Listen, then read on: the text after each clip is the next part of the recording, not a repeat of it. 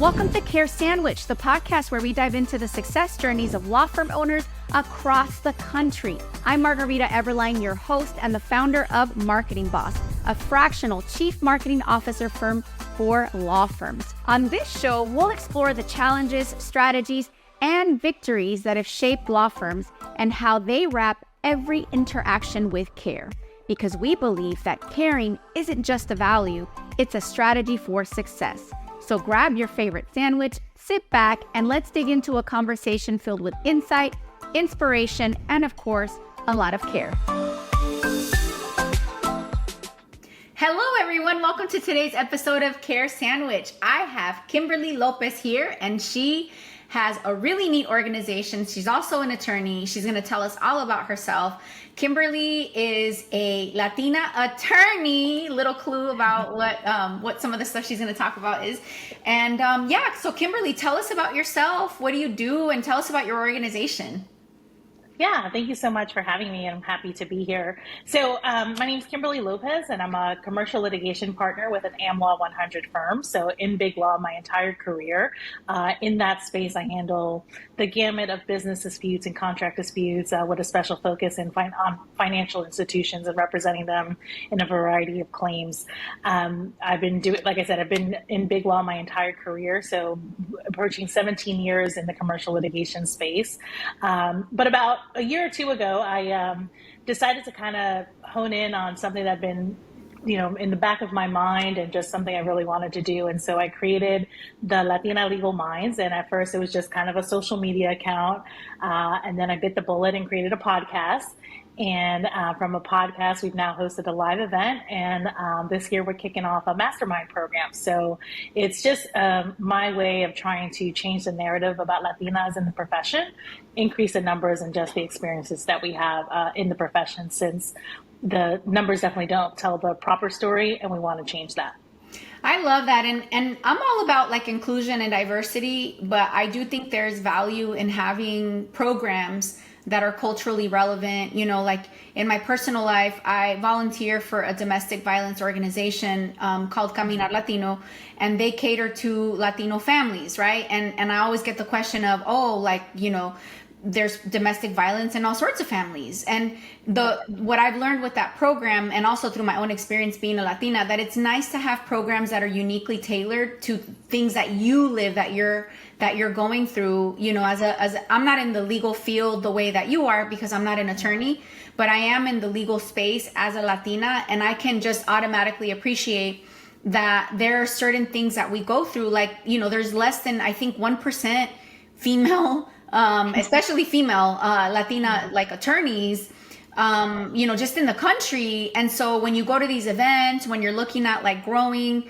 and for me, I work with business owners, right? So Latina business owners, even more specifically, we have all this other like mindset stuff, cultural stuff that's just very unique in that space. So talk to us about what sort of transformations have you seen with your program? I think, we're still early on, so I don't want to claim transformations just yet. But what was really... That's a Latina mindset thing. I call imposter syndrome. No. You called me out on it. Yeah. But what brag on yourself, girl. Like, you did an event. Like, look at you. Come on. What transformations? Yeah, well, you know what? Just the fact that people showing up for the event, for me, like right there was like a transformation, right? Because I think so often, like you said, the Latina mindset is we put ourselves last, we deprioritize our own dreams, passions, wants, desires. And so when I was promoting the program, I was like, no, you deserve this time. You deserve to give yourself this space of a couple of hours where you can just kind of think about your dreams, set some goals, and make a plan for that. So I think the transformation were just for those who even showed up. And then by the end, it was awesome to hear people say, like, I never thought I could do that. Or I never thought about approaching my goals with the vision I want for my future. Because especially in the legal profession, it's kind of like we're checking boxes, and that's all we're doing is checking boxes. And not enough times do we stop and say, do I want this? Is this what I want? Is this what I want my life to look like? So that was definitely a transformation for sure, I think, for everyone who showed up and just gave themselves that time and space. Yeah, and I'll describe what you described in a different way. And this is a pattern and not a judgment. I'm not trying to stereotype, but this is a pattern that I've seen because I'm a data analyst. The Latina, specifically Latina inclination is to be a workhorse. Whether you're an attorney or a marketer, right? We always see ourselves as workhorses. We don't necessarily see ourselves as leaders, as people that are going to break the mold, or as people that, take vacations and go like do luxurious things. Like it almost feels like we're discouraged from that. And I think that is a pattern. So I do think it's a really big deal that you created this event and that you created a space for Latinas in the legal space, because it's a high stress space, to really think about, why am I doing this? What am I getting out of this profession for me? Like just for me? I think that's very powerful. How many people did you have at your event? Yeah, we had about 15 people. So it was nice and small. It was small, but we really liked that because it created like an open flowing discussion the entire day. And so we had different topics. We were talking about branding and, how to put your brand out there, how to promote for yourself, how to negotiate salary, money talks that nobody teaches you about. So the whole day was an entire free flowing conversation, and everyone was really learning from each other's learned experiences. And then also kind of helping, especially those younger in their careers, kind of set forth like a path of what they wanted to achieve and how to get there. And I bet, because I'm not just here to highlight the negative tendencies, the positive tendencies that we have is we always create a sisterhood wherever we go, right? I bet you created this I bet they still stay in touch, right? Yeah. So everyone was right away like, we need everyone's contact information. Yeah. And then they were like, oh, who is the person who did this type of work? And so from that, it was just learning, like, we need this continued space. So it kind of gave me the motivation to keep going with Latina Legal Minds, not only the podcast, but also creating this new, what I'm calling it the Vida Circle, because it's the sisterhood of like circle and just kind of sharing information and learning. So that's kind of the next step, to ensure that we're not having those conversations just one time a year, but that we have that platform and space to have that continue. So tell me more about that. So describe that for me. So is this what the mastermind is? Yeah, so I'm calling it a Vida Circle, which is a mastermind-like program, but essentially it runs for 6 months, different topics every other week. And in that circle, we'll kind of put people in the hot seat to kind of talk about their issues that they're seeing on the topic area or somewhere related, and get input from the group on how we can help that person solve the problem, solution, but also, helping each other set forth our vision, right? I think a lot of times, like I said before, we're just kind of going through the motions and don't know what we're aiming for. And so just setting that and helping each other set forth that vision and how to get there based on the learned experiences of the others in the circle. That's awesome. And I can expand on, like, for me personally, it's been so powerful to make a habit out of asking myself, even just, what do I want out of any given situation?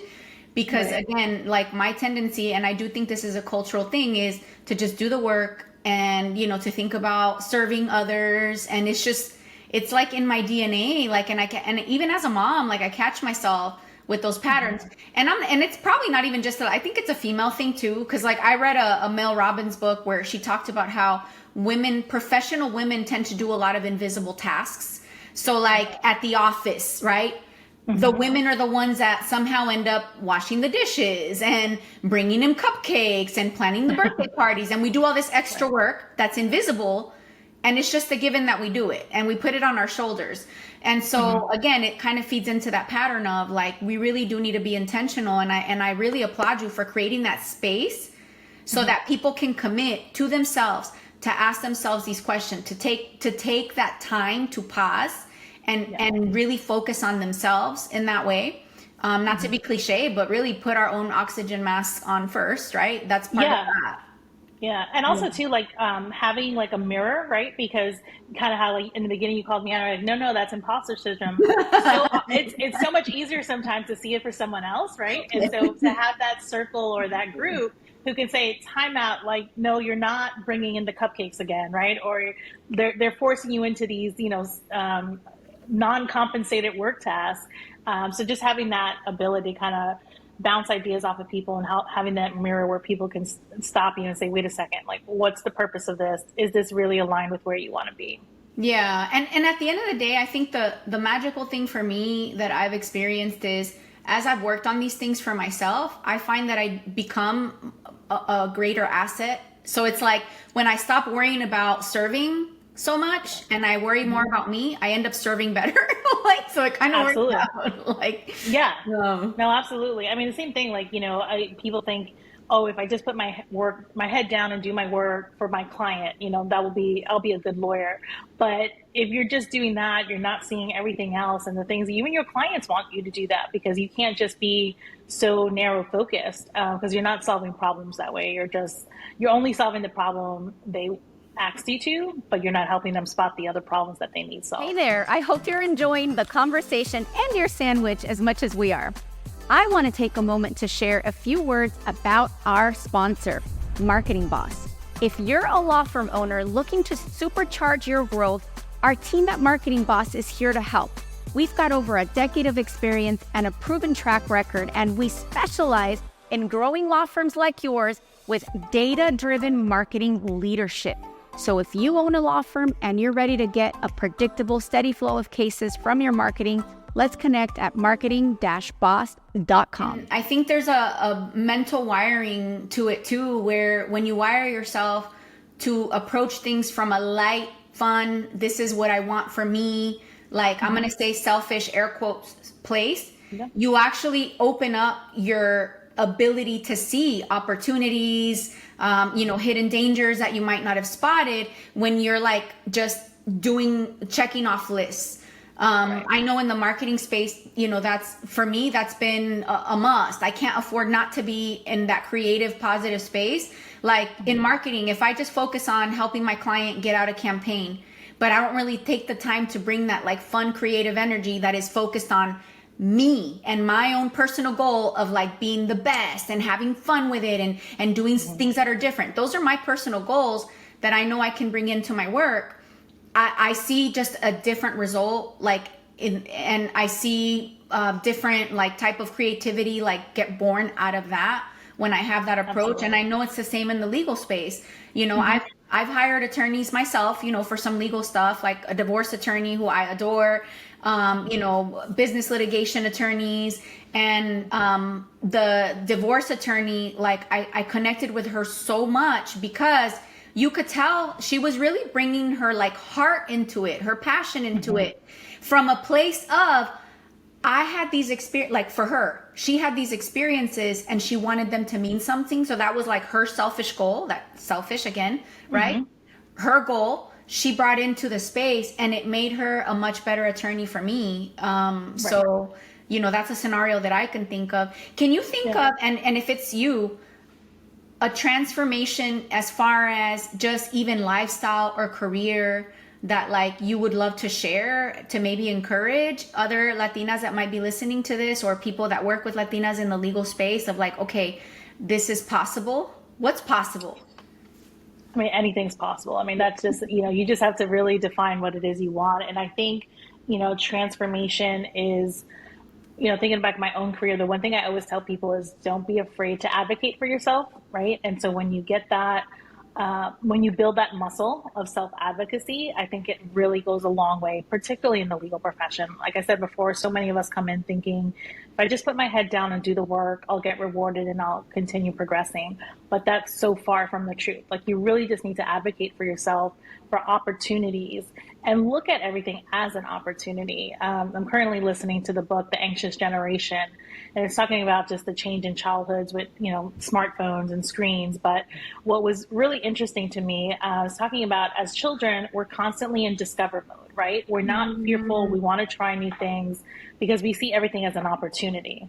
As an adult, we often change to the opposite of that, in that everything presents a potential danger, or that we're not we don't have the tools to approach that situation. So it's just kind of always being in that discovery phase. I mean, I think the book helped me put words behind it, but I always just try to approach things like get curious about things, because that's where you're going to find the opportunities, and that's where you're going to really discover what it is you want. How has your career changed or your professional life changed since you started doing this inner work, this intentional work? Yeah, well, number one, I'm more content with my work because I tend to attract things that I want to be working on. I speak up when I want to work with particular people. For my clients, I've been able to develop my own clients that, I can kind of share my thoughts with. So it's brought a lot of fulfillment into my legal work. And then also too, it just changes the lens of, I'm happy with my legal work as being a part of my life, and not that my life and my job are two separate things. Because so often we think we can separate the two, but that's impossible. And I think doing this work of, being okay to be authentic, and then also just being truthful with myself has really helped bring them together, and I no longer feel like I'm kind of, working both two different lives. Like you're split. No, I love that. I had a funny thing happen the other day in my dating life. A guy that I went out on a date with said, "Oh my gosh, I'm so sorry that you're always working." And I'm like, "I'm not. I love my job. Like, it's work for me." Like, so I can relate to what you just said, because I think for most people, it's like this heavy thing that you like. It's like you, where you are is you, and you're happy. And then you have to go do this work thing. And I'm like, that's not my reality. Like, it really isn't. And I think, this work that you've done, and the fact that you've pointed out that that's where it got you, that's amazing. It's beautiful. And that's great. Like, it really is life changing. I don't think that, separating work from personal is like, a bad thing per se, because you want to take a vacation or whatever. But what I'm getting at is, it doesn't have to be these two heavy separate things, or this like separation from the real you. And I think, you hit the nail on the head. A lot of it has to do with just what is your attitude toward your work, but it begins with, what do you want for yourself? And then how does your work fit in? That's where it's a natural consequence. It becomes seamless. Yeah. No, and we can't get those things that we want, such as a vacation, right? And disconnecting without kind of melding the two together. And to your point, I'm not saying that you have to work on vacation, quite the opposite, because I think once you do that work, you're able to speak up and say, okay, I'm taking a week-long vacation and I am not available, right? And then you put the work in to make sure that it's okay for you to do that. But I think so often we think that if we're not, available 24/7, if we're not responding all the time, that we're not going to advance. And that mindset puts a lot of burden on us. And unfortunately, it's not one that can be, that burden can't be maintained for the long term. And it's not productive, honestly. And, and it's so funny that we're talking about this, because literally today is Friday. And I have been working like crazy all week because I'm going on vacation for a week. Right. Yeah. And I already know that I'm going to be at the beach, and I'm going to get some idea for one of my clients, and I'm going to write it down, and I'm going to call my team and all that. But I already am expecting that from a place of, because this is fun for me. Right. Right. But it's not from a place of, oh my God, I can't unplug. Oh my God, I can't spend time with my kids. So I love this. Kimberly, I could talk to you forever, but if I am a Latina attorney and I'm listening to this episode and I want to get involved, I want to learn more about your mastermind, like what are the next steps? How do I plug in? How do I get involved in your community? Yeah, so you can visit us at latinalegalminds.com or connect with me on LinkedIn. I'm Kimberly Lopez Narbona on LinkedIn. Send me a message, but if you go to the website, you'll find all the details on the mastermind. You can also find the podcast. Would love to have anyone subscribe and follow us along. And then you can find us at Latina Legal Minds on Facebook, Instagram, and LinkedIn as well. When is the mastermind, or is it like an ongoing thing? So we're kicking it off. The sessions start in September. Okay. So you're able to secure your seat starting next week to the general public. Right now, my Power Summit attendees get first dibs on the spot. So it's limited to 10 spots. And so those will be available starting next week, which July 21st. That's exciting. I'm definitely going to check it out. I hope non-attorneys are welcome. That'd be super fun. Yeah. This is amazing. And now, Kimberly, I have to ask you a question that I ask every single guest because it is, the Care Sandwich podcast. What is your favorite sandwich? Tell us about your favorite sandwich. I have so many. This is a tough question. I grew up in Brooklyn, New York, and so sandwiches were like a part of my life. But I think right now, probably like I love a good like Italian sandwich. So just like well crafted, good mozzarella, and I think that would be my favorite right now. Oh, that's fun. Yeah, I forgot that you were in New York. And it's funny because like I also like all sorts of sandwiches. And it's like a little nostalgic for me because for me, it was like the struggle meal. Like there was never anything to eat. So it's like, oh, put some vegetables and now you have a meal. Like in the middle of 2 pieces of bread and you got a meal. Slap some cheese on it. Well, I went to Catholic school K through 8th and we had to bring a bagged lunch. There was no cafeteria options. And so everything was a sandwich. And so you'd be like a fancy kid or like really privileged if your mom was buying the sandwich at like the deli one day. And that was like a special treat because it'd be like on a Kaiser roll versus like sliced bread. So yeah, it was kind of like you really had to show your creativity through a sandwich. Yeah, that's fun. Well, cool. Well, Kimberly, is there anything else that you'd like to share for our audience, attorneys, people in the legal space about how can we support based on, what you've learned and the work that you're doing? How can we support Latinas in the legal space?